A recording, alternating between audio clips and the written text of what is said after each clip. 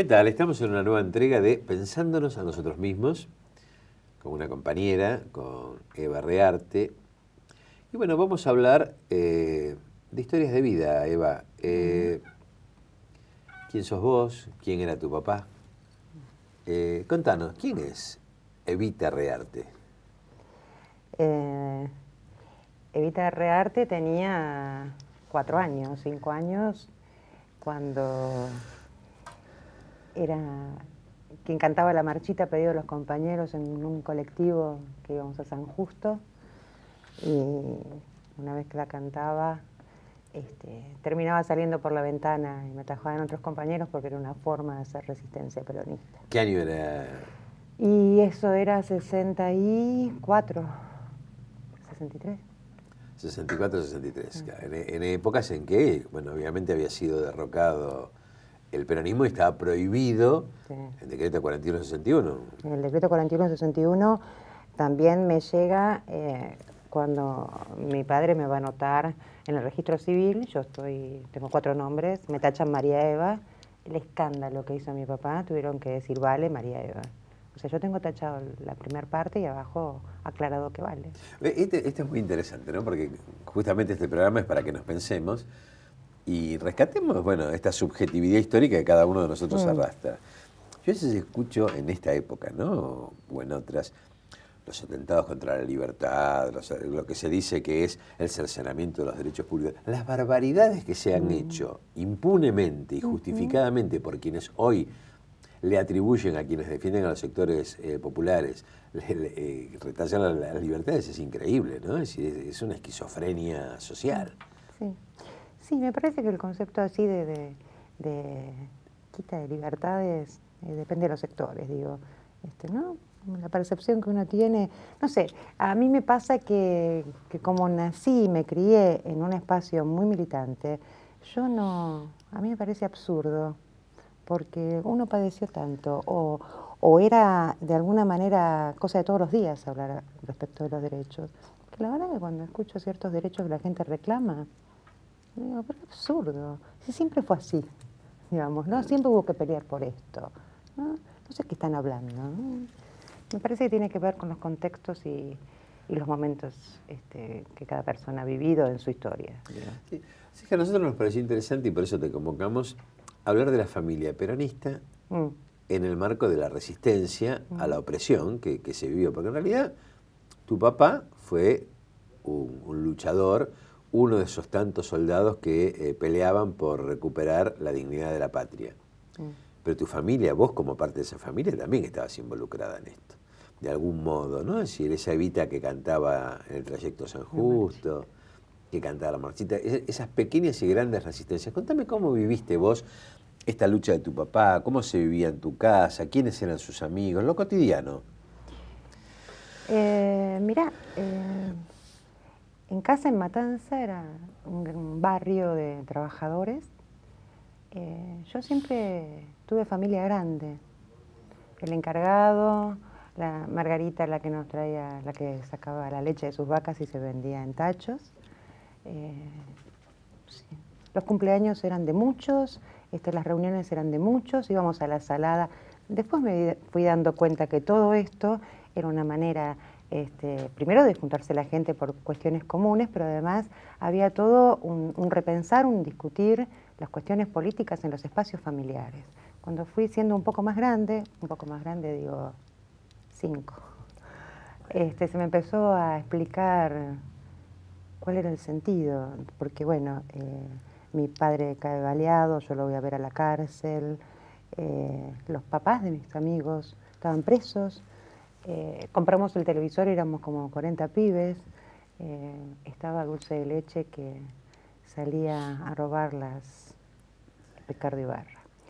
Las estaciones de Shell, todas las que fueran americanas, y traía el dinero, las monedas para el socio que era mi hermano, y el resto era el dinero para que comiéramos todos, porque laburaban, en general los varones estaban presos en la persecución, y la verdad que fue una vida como muy colectiva y muy,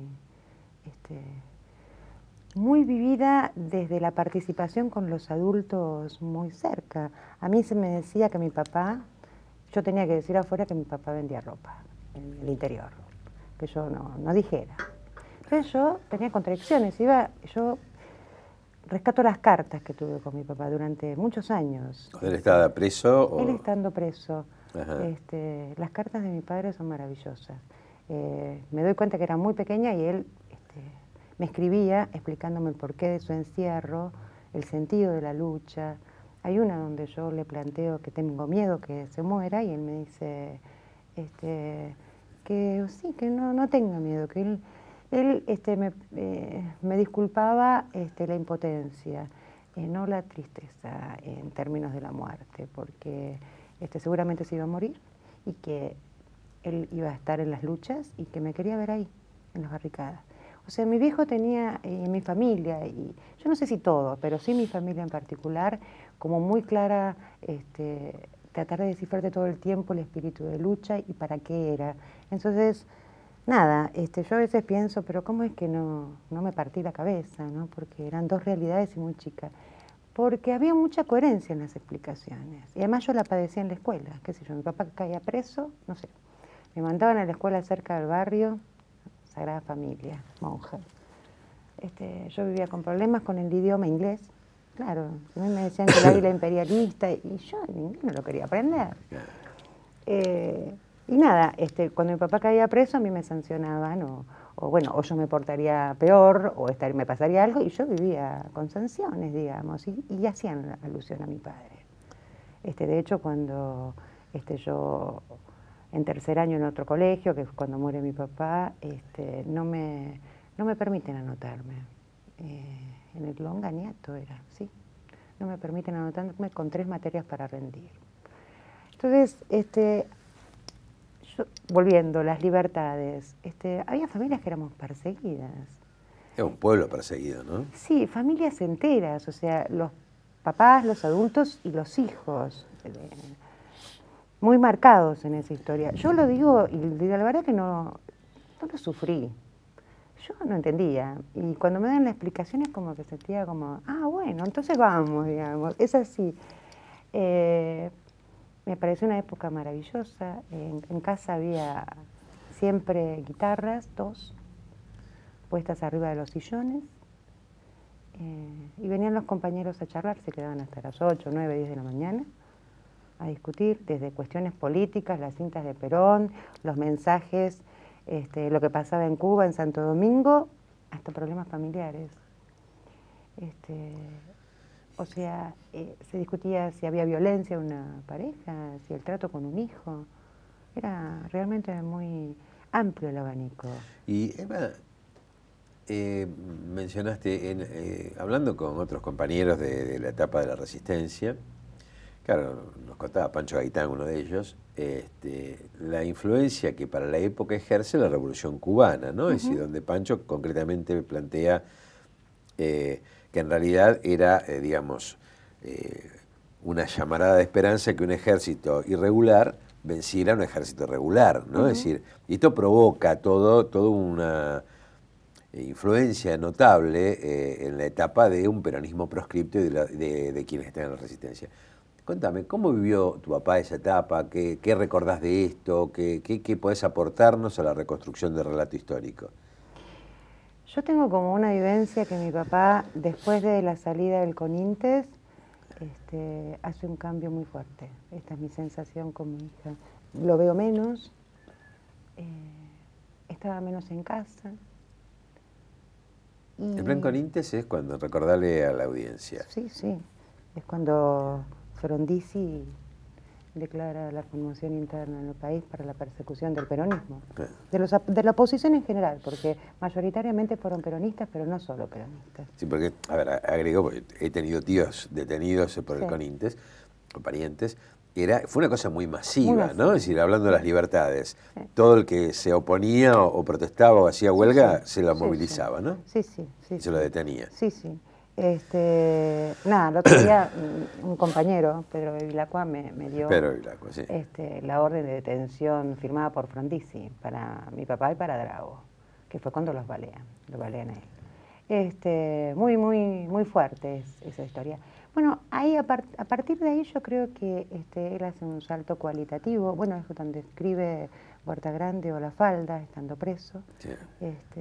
Y después comienza toda una actividad como diferente, o sea, de la que yo tengo entendida de las luchas en las fábricas, que era cuando vivíamos en Matanza, el exilio que tuvimos en Uruguay, a cuando él comienza un cambio cualitativo en su lucha y creo que hace un salto entre lo gremial y lo político y se acerca a Cuba. De hecho, creo que hubo una Lújar que le regala Fidel a mi viejo, que fue con el asalto a Moncada, y empieza, va con su grupo de compañeros a un adiestramiento militar. Yo lo que escuchaba y se decía, y que tengo charlas con mi vieja, me decía que había discusiones respecto de cuáles eran los modos de las luchas. Que Cuba tenía un proceso diferente, una historia diferente, una geografía diferente, y que no se podía, digamos, traspolar la lucha cubana a la Argentina por varias razones, digamos. Hacemos Entonces, una pequeña interrupción acá, una breve pausa, y continuamos porque justamente este tema de la lucha armada, de la violencia, la influencia de Cuba, creo que bueno, es un tema interesante para bueno, aportar alguna otra mirada, ¿no? Enseguida volvemos, Eva.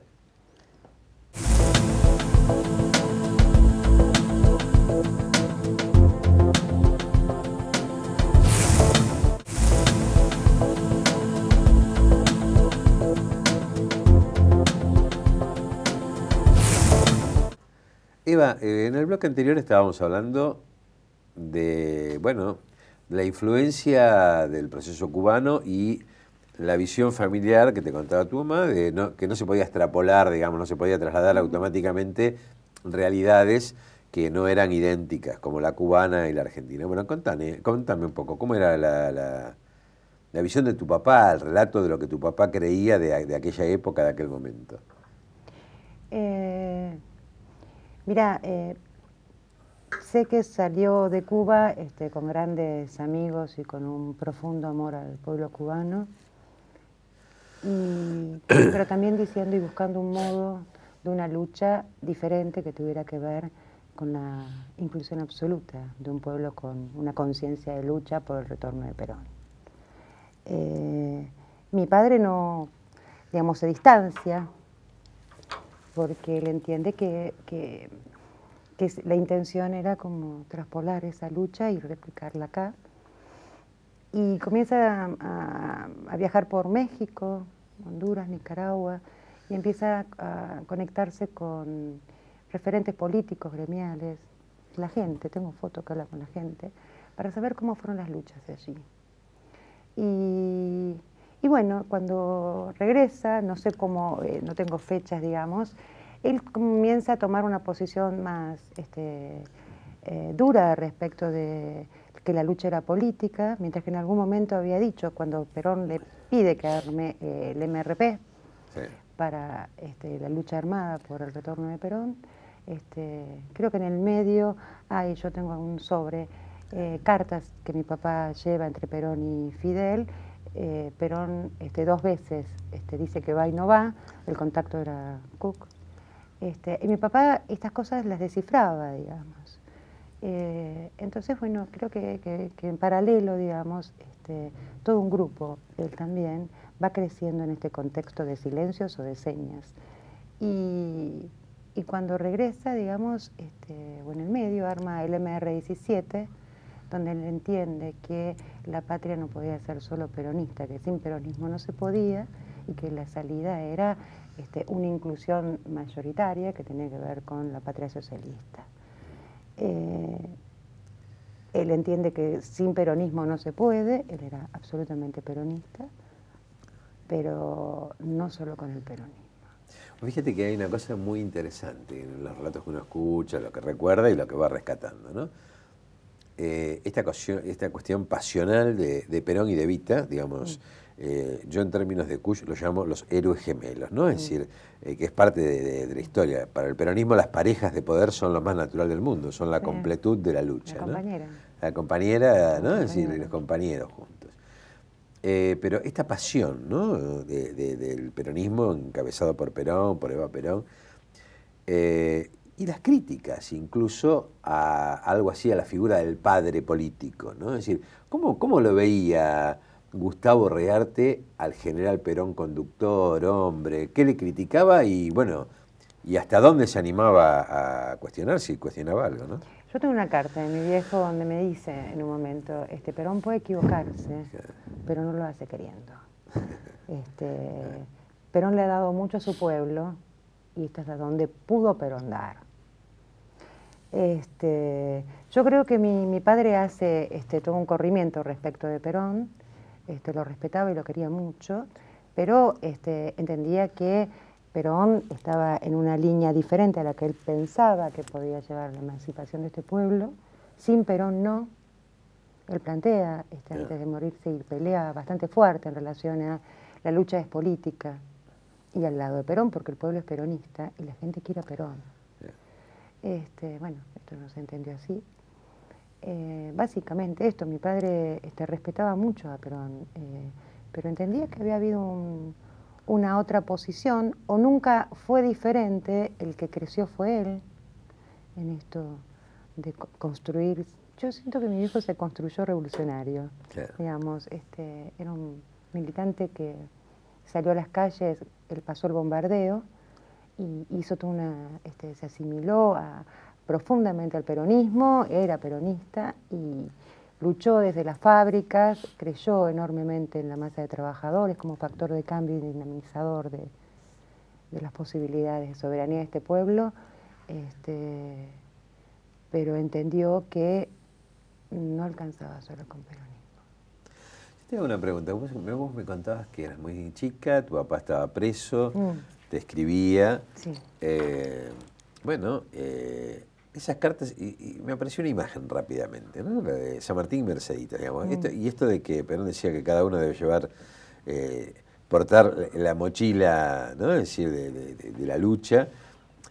En cada militante había, y en un Gustavo Rearte también, un pedacito de ese ideario sanmartiniano, ¿no? Es decir, este legado, esta formación, ¿no es así como lo veo? Sí, una vez me contaba Landaburu que lo fue a defender. Landaburu era, particularmente él se decía que era el abogado particular de mi tío Pocho.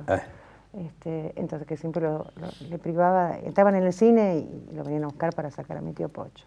Y una vez lo tuvo que ir a defender a mi papá, estaba preso, y que el comisario le dijo, mire doctor, dígale a Gustavo que baje los niveles, porque esto es una proclama sanmartiniana y así no lo va a poder hacer. Entonces, a mi viejo le costó mucho dejar de declarar, digamos, en esos términos. Sí, yo creo que yo puedo hablar desde mí, digo, en este lugar, la posición en que se me ha puesto en esta familia, porque me pusieron María Eva, no me pusieron María Victoria. Que podría haber sido María Victoria. Yo creo que en mi casa en particular, y en particular con nosotros, mi padre, y en particular conmigo, quizás por una cuestión de género también que él veía, él me decía siempre, no quiero que seas una idiota útil, y hay que vestirse como se piensa y moverse como se piensa. Él combatía muchísimo las apariencias, tenía terror, como me decía, esto, que seas una perejil, y que seas una idiota útil. Él no se enteró nunca que yo, abiertamente, digamos, ¿no? Que yo era delegada de la UES. Y me decía, cada vez que me buscaba en el colegio, a mí me preocupa que vos digamos, te pongas en situaciones límites sin comprender. Nunca seas una idiota útil. Y nada, me marcaba mucho eso. En casa se discutía mucho la política o los sucesos o los hechos que acontecían. Bueno, de hecho nos pasaban los tanques con todos los azules y colorados, o sea, no es que no nos pasaba nada, no es que nos traían cosas que no sucedían, nos pasaban. Y mi padre, digamos, creo, me decía, estudia porque el día de mañana necesitamos, para llevar adelante este país, cuadros políticos en todos los lugares. Y creo que él quería eso, digamos, que cada uno de nosotros fuéramos un factor de cambio para lo que venía. Hace pocos días estaba viendo un programa de encuentro sobre bandas de rock. Estaba viendo a Pipo Chipolati. Contaba una historia de su etapa rockera, de su grupo de los Twist. Que me impresionó porque, de algún modo, generacionalmente hacía una crítica a la lógica de Pedro y Pablo, de la Marcha de la Bronca, las canciones de protesta que son de esta época de continuidad de la resistencia, a tomarse en broma, bueno, no omitir las etapas duras de la Argentina, pero tomárselas en broma. Cambia una lógica, ¿no? Es decir, en los jóvenes. Yo no sé la impronta que estos golpes del 55 en adelante y la culturización a través de las cadenas norteamericanas que manejaron los 3 canales de televisión que Arambulo le lega a Frondizi, ¿cuánto han influenciado en atentar contra esta lógica que te dijo tu papá? No seas un perejil, no seas idiota útil. Lo digo con respeto, digo, ¿no? Sí, yo lo digo con respeto también porque era muy serio el tema. Claro. ¿Cuánto incidieron? Y mucho. Si la pregunta es cuánto incidieron sobre... Y mucho, porque la verdad es que mi padre se muere cuando yo tengo 15 años, en el 73. En el 76 vino el desbande, yo estaba trabajando con compañeros de la FAP que me llevaron, que vieron que mi familia estaba, mi abuelo muy mayor, mi mamá y yo, mi hermano se había ido a estudiar al interior y me dijeron, bueno, Evita, acá tenés que ayudar a tu familia. Vino el 76 y la verdad es que a mí se me cumplía lo que mi padre decía que iba a pasar. Eso que pasaba a él se extendió en una forma, yo tenía 17 años. Claro. Me pareció, no sé, 18. ¿Qué decía tu papá? ¿Qué iba a pasar? Esto, que iba a haber una gran masacre y que se iban a apurar los tiempos. Mi papá siempre pensaba, porque yo le había preguntado si él había matado a alguien alguna vez, me dijo que no. Y me dijo que lamentablemente algún día íbamos a tener que empuñar las armas, el pueblo. Pero tenemos que ser todos, ¿no? En contra de aquellos que no nos van a dar nada. Pero va a ser un día triste, me decía él. Mi papá no veía la lucha armada ni la revolución como algo victorioso en sí mismo. Pero a él le dolía, era un humanista profundo. Sí, no era un fin en sí mismo, podría ser un instrumento. Digamos. ¿Y cómo vivió, vos por ahí relatás en algo que he leído, su dolor por lo que fue Seiza, ¿no? El regreso de Perón, Seiza, ¿cómo vivió esa época tan difícil, ¿no? Y que todavía sobre la que tenemos que hacer una reflexión profunda, abrirla, ¿no? Hay que abrirla y hay que rediscutirla con... Mirá, mi papá estaba enfermo, creo que estaba en la casa de Marga Contursi porque fallece en el francés, pero iba y venía lo de Marga Contursi, Roberto. Y nos prohibió a mi hermano y a mí que vayamos a Ezeiza. Por supuesto, mi hermano y yo fuimos a Ezeiza. Ya, como corresponde. Fuimos en Puente 12, y la verdad que no entendíamos nada, fue muy fuerte eso. Mi papá realmente ahí se dio cuenta que la masacre venía, habló con los compañeros, les dijo que desarmaba la organización y que se cuidaran mucho. Mi padre se enoja con cierta dirección, que en realidad mientras que mi padre estaba muriendo y desarmando la organización, estaban armando en otro lugar para la lucha armada. Mi papá se desesperaba y escribe en un libro, lamento no tener más tiempo. Vivió muy mal, confirma que esta lucha iba a ser intestina y muy fuerte y que después iba a venir una represión mayúscula. O sea, es que Arturo Jauretche le dice a su sobrino que justamente, muchachos, fíjense lo que están haciendo, están enfrentando al ejército de Roca. Absolutamente. O sea, lo que le estaba diciendo, este es un ejército lleno de odio y capaz de cualquier cosa. Digo, bueno, son aportes históricos a la verdad, ¿no? Pero, y visiones de cada uno. Pues es que hoy tenemos realmente el placer de contar con vos, de ver estos relatos. Y bueno, este es un canal comunitario que es la continuidad de nuestra militancia histórica. Es el mimeógrafo de esta época para nosotros, donde tratamos de multiplicar las ideas y los aportes. Y por eso quería compartir con vos que, bueno, hablaste de los Contursi, que son los que en nombre de Perón te hicieron ahijada, ¿no? Es decir, del general Perón, nada más y nada menos. Bueno, los Contursi también fueron La primer comisión de familiares detenidos desaparecidos, porque se desaparecía en esa época, Claro, COFADE, claro. Marga Contursi fue la primer presidenta junto con Espina. Ah, mira vos. Y ellos salían a recorrer, después de la experiencia de Vallese, las cárceles y los hospitales para buscar a los compañeros, con un equipo de abogados que entre ellos estaba Arandaburu. Bueno, vos fíjate, La no recordada. para nosotros como canal comunitario, como el mimeógrafo audiovisual de la época con el cual transmitimos nuestras ideas, y invitamos a participar de la diversidad con distintas opiniones a distintos testigos de época, estamos con María Eva, que es una Evita, bien dijiste, podría ser María Victoria, porque Eva es nombre de Victoria, de alguna manera, ahijada de Perón, y queremos compartir con vos, Eva, Evita, la Evita del colectivo de La Matanza, este premio que hemos recibido, que lo recibió uno de nuestros programas, el premio Caduceo, que inesperadamente, leyendo con el autor otro de nuestros programas, fue distinguido como el mejor programa cultural por el Consejo de Ciencias Económicas, un premio muy interesante que nos dieron recientemente, por lo cual decidimos acompañar con la estatuilla todos nuestros programas, porque somos un grupo, somos un colectivo de militantes, y bueno, como cierre y dejándote a vos dar tu última reflexión, queremos compartir también este premio, porque es un premio de todos los invitados, de todos los que construimos, y seguimos construyendo, nada más y nada menos de que desde donde podemos y cómo podemos, este ideario irrenunciable para nosotros, que es el de la liberación de la patria. Evita, María Eva, un último recuerdo de tu papá, como cierre de pensándonos a nosotros mismos. Su despedida, cuando viene a casa y se despide de mí, diciéndome que no va a estar más, que se va a morir y que lo busque en cada lucha o en el cielo. Bueno, sigamos buscando a Gustavo Rearte en cada lucha que es cotidiana, y te agradecemos enormemente este aporte emocionado tuyo a reconstruir este ideario de patria al que no renunciamos. Gracias, María Eva. De nada. Yo la verdad que agradezco si esto aporta un chiquitito algo de eso que tiene que ver con reconstruir la historia también, historias olvidadas. Sin duda. Bueno, hasta el próximo pensándonos a nosotros mismos.